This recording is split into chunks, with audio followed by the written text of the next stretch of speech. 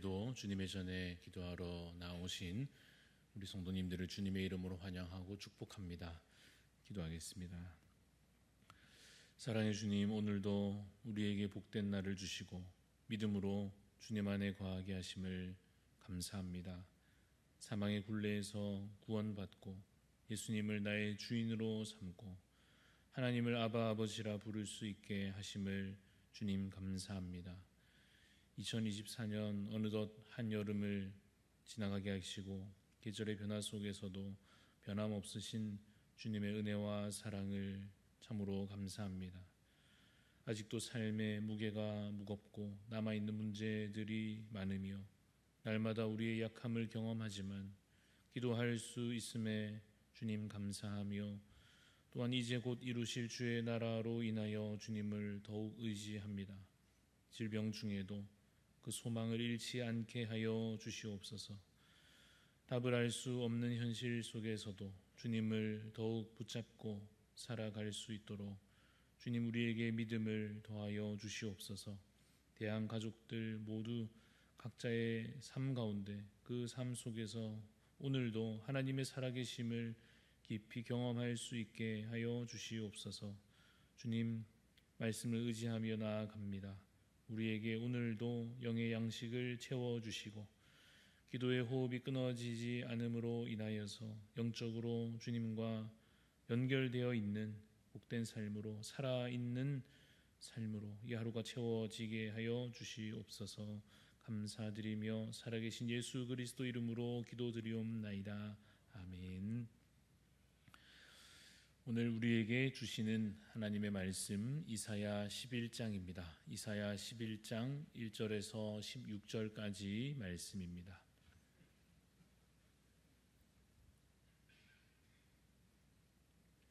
이사야 11장 1절에서 16절까지 교독하여 읽겠습니다.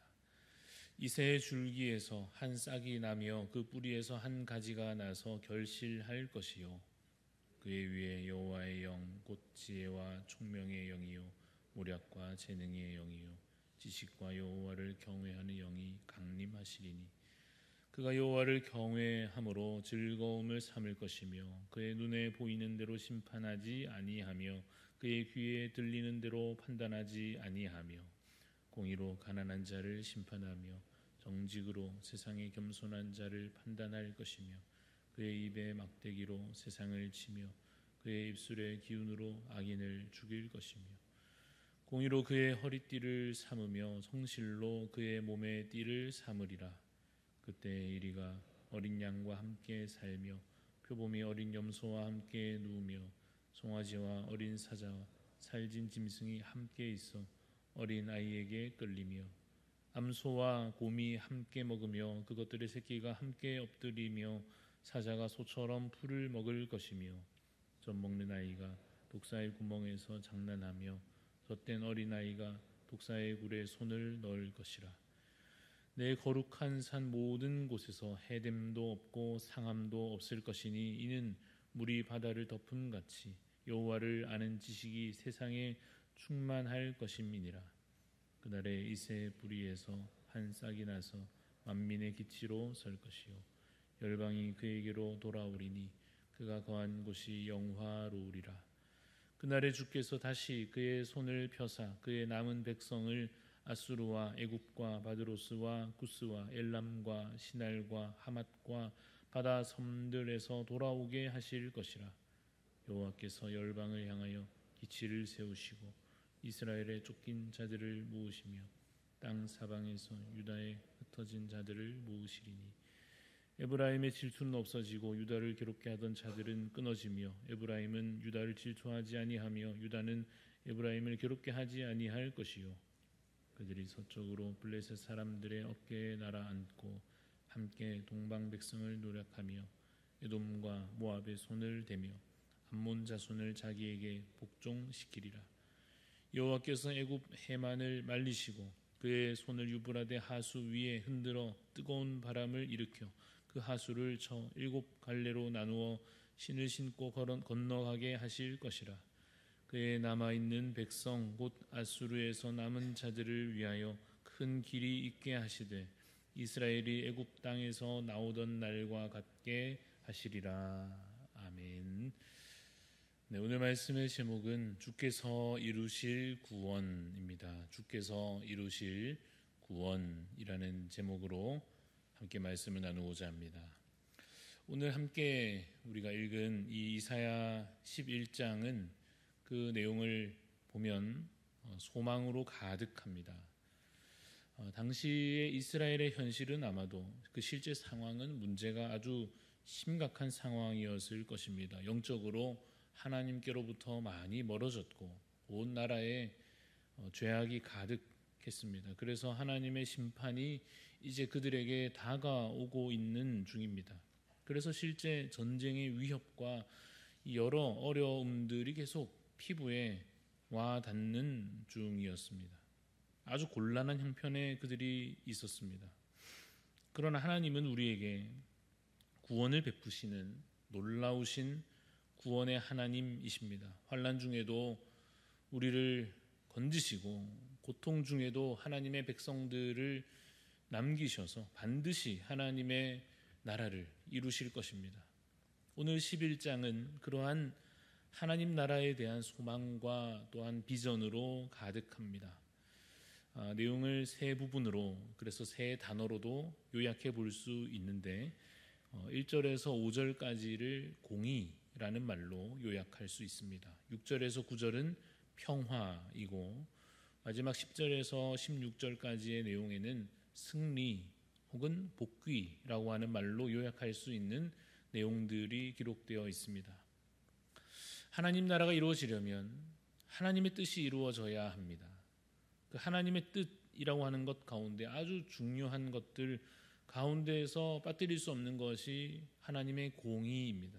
왜냐하면 우선 선하고 악한 것이 분명하게 가려져야 하기 때문입니다. 4절, 5절을 제가 다시 읽어보겠습니다. 4절을 보시면 공의로 가난한 자를 심판하며 정직으로 세상의 겸손한 자를 판단할 것이며 그의 입에 막대기로 세상을 치며 그의 입술의 기운으로 악인을 죽일 것이며 공의로 그의 허리띠를 삼으며 성실로 그의 몸에 띠를 삼으리라 하십니다.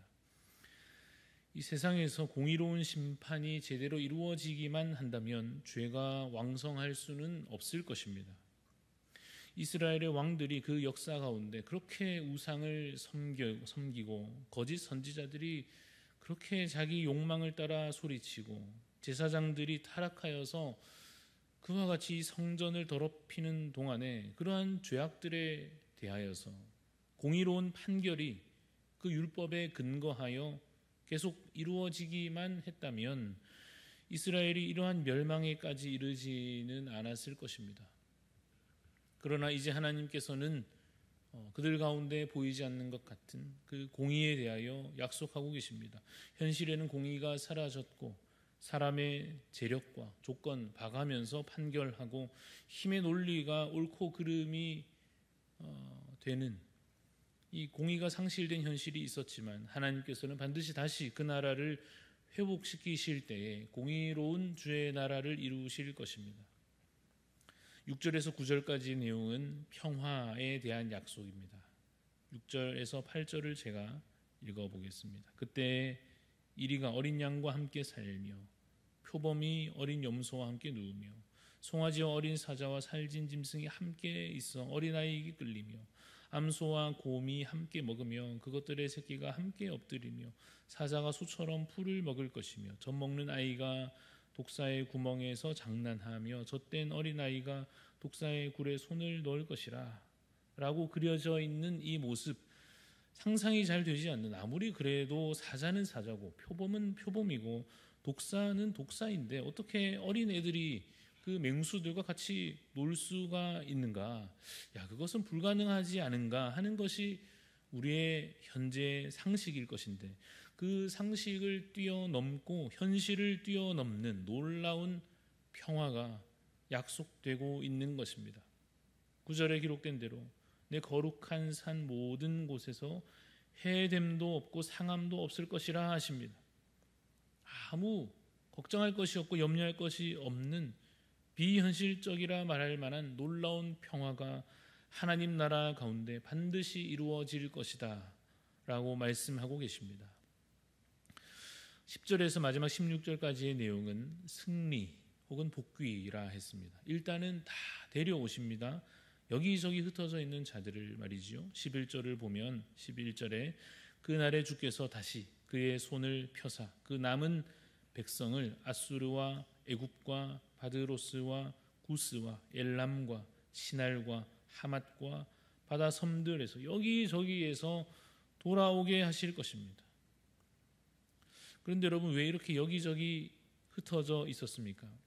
온 나라들에게 하나님의 백성이라 일컬어졌던 이스라엘이 온 나라들에게 침략당하고 끌려가고 온갖 괴롭힘에 시달리고 있던, 그리고 이제 당분간 그런 일을 겪게 될 이스라엘의 모습이 여기 그려져 있죠. 그러나 이제는 그 흩어진 자리에서 하나님께서 결국 돌아오게 하신다, 복귀를 약속하고 계신 것입니다. 12절 말씀에 12절을 보시면 여호와께서 열방을 향하여 기치를 세우시고 이스라엘의 쫓긴 자들을 모으시며 땅 사방에서 유다의 흩어진 자들을 모으실 것이다 하십니다. 이 기치를 세운다 하시는 것은 깃발을 높이 들고 이끄신다 하는 말씀입니다.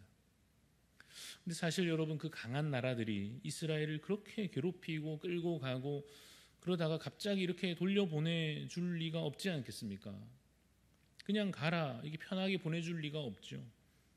애굽에서도 우리가 출애굽기 보면서 알지만 얼마나 그 바로가 이스라엘을 보내주지 않으려고 버티면서 그렇게 했습니까?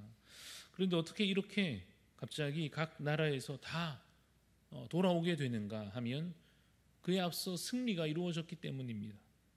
애굽에서도 10가지 재앙으로 하나님께서 그 나라를 벌하심으로 그 바로 왕이, 그 나라가 완전히 하나님 앞에 굴복하였듯이 하나님께서 각 나라에 하나님의 능력으로 이스라엘의 승리를 이루어 주시는 것입니다. 14절을 보시면 그들이 서쪽으로 블레셋 사람들의 어깨에 날아앉고 함께 동방 백성을 노략하며 에돔과 모압의 손을 대며 암몬 자손을 자기에게 복종시키리라. 사방에 있는 나라들에게 그 힘이, 이제 하나님의 그 능력이 역사하시는 것입니다. 서쪽에는 블레셋, 동쪽에는 에돔과 모압과 암몬에게 이스라엘이 이제는 이기고 승리하게 될 것입니다. 15절에도 이어서 보면 어느 나라가 나옵니까? 애굽이 나오고 16절에는 아수르도 나옵니다. 마찬가지로 그 나라들에게도 하나님은 권능으로 그 나라들을 멸하시고 주의 백성들을 그곳으로부터 돌아오게 하실 것입니다. 구원하여 주실 것입니다. 그래서 결국에는 하나님 나라가 설 것인데 그것은 하나님의 승리로 이루어지는 것이며 그곳에 하나님의 공의가, 하나님의 평화가 가득할 것이다 라고 오늘 이 이사야 11장에서 예언하며 말씀하고 계십니다. 그렇다면 이러한 나라를 이끌고 이루어 가실 왕은 누구이냐? 다시 1절 2절을 보시면 1절 2절에 이새의 줄기에서 한 싹이 나며 그 뿌리에서 한 가지가 나서 결실할 것이요 그의 위에 여호와의 영 곧 지혜와 총명의 영이요 모략과 재능의 영이요 지식과 여호와를 경외하는 영이 강림하실 것이다 말씀하십니다. 이새의 줄기에서 나는 싹, 그곳에서 나는 가지, 이것은 다윗의 아버지 이새의 자손, 즉 다윗의 자손으로 태어날 누군가가 왕으로 택함 받고 세워질 것을 말씀하고 계십니다. 우리는 그분이 바로 예수 그리스도이심을 믿습니다. 예수님이 바로 그 다윗의 자손이심을 사실 아직 믿지 못하는 자들도 있습니다. 그래서 아직도 유대교의 틀 안에 여전히 갇혀 있는 자들도 있습니다. 혹은 예수님보다도 더 이제는 다른 사람을 더 앞세워 가지고 그가 이 시대의 진정한 메시아인 줄로 착각하며 이단에 빠지는 자들도 생각보다 많이 있습니다. 그러나 우리는 오직 예수 그리스도께서 바로 그 왕이시며 우리를 구원하실 유일한 구원자이시며 하나님 나라를 완성하실 참 하나님이심을 믿습니다. 그래서 오늘 본문을 읽으면서도 우리는 이사야 선지자를 통해서 예언된 이 모든 예언들이 궁극적으로는 예수님을 통하여 성취된다고 믿습니다. 이미 블레셋과 암몬과 모압과 애굽과 아수르와 모든 나라들을 멸하신 것처럼 죄를 멸하시고 악을 멸하시고 모든 악한 권세들을 멸하실 것을 우리는 믿습니다. 또한 이 땅에 공의를 행하심으로 모든 악한 일들이 다 드러나고 믿음 안에 있는 자들이 그 믿음으로 말미암아 의롭다 여겨지는 그 판결의 날이 곧 임하게 될 것을 우리는 믿습니다. 그리고 마치 맹수들이 아이들과 같이 뛰놀듯이 도저히 하나 될 수 없을 것 같은 관계들이 결국에는 온전히 회복되고 완전히 새로운 질서가 세워짐으로써 해로운 것이었고 염려할 것이 없는, 누구도 다른 누구를 괴롭게 하는 일이 없는 에덴 동산과 같은 참 평화가 반드시 이루어질 것을 우리는 믿습니다. 그리고 이것은 저 마지막 때에 완성될 것이지만 오늘도 우리에게 주어져 있음을 또한 우리는 믿습니다. 하나님 나라는 이미 시작되었고 이미 우리 안에 있으며 이미 주님의 뜻은 우리 가운데 이루어져 가고 있습니다. 믿는 자에게 능치 못함이 없다 하시는 말씀대로 믿음으로 주의 나라를 위해서 헌신하는 수많은 주의 백성들을 통하여 하나님 나라는 지금도 그 천국은 이루어져 가고 있는 것입니다. 하나님께서 이루시기로 작정하신, 약속하신 그 공의는 오늘도 바르게 그래서 세워져 갈 것입니다. 주님께서 약속하신 그 놀라운 평화는 저 마지막 때에 분명 완성될지라도 오늘도 우리 가운데 주께서 이루어 주실 것입니다. 예수 그 이름의 승리는, 모든 나라들을 이기셨던 그 이름의 능력은 오늘도 우리 가운데 역사하여 우리의 삶 속에서 승리로 성취될 것입니다. 여러분, 그 믿음으로 우리가 비록 현실 속에 살아가지만 하나님 나라를 또한 그 마음속에 품고 살아가는 주의 백성들이 다 되시기를 간절히 소망합니다. 예수님이 우리의 왕이십니다 라고 하는 그것으로부터 시작되는 것입니다. 여전히 내가 내 인생의 왕으로 서 있으면 이 약속이 성취되는 것을 보지 못할 것입니다. 그러나 우리가 다시 고백하기를 예수 그리스도께서 우리의 왕이십니다, 나의 삶의 왕이십니다 라고 하는 고백으로부터 시작하여 주님의 나라는 오늘도 우리 가운데 반드시 이루어질 것입니다. 그래서 오늘도 내 마음 가운데 그 주인의 자리에, 그 높은 자리에 오직 예수 그리스도를, 우리 예수님을 모셔드리고 겸손한 주의 청지기로 살아가는 복된 날이 되시기를 주님의 이름으로 축원합니다. 기도하겠습니다. 하나님, 우리에게 이 소망 변치 않게 하여 주시옵소서. 주께서 이사야 선지자를 통하여서 결국에는 악한 자가 멸하여지고 주의 백성들이 주 안에서 노임을 받으며 높임을 받는 그 날이, 또한 모든 해됨이 없고 모든 상함이 없는 평화가 이루어질 그 날이 올 것을 우리가 믿사오니 하나님, 우리에게 그 소망 변치 않게 하여 주옵소서.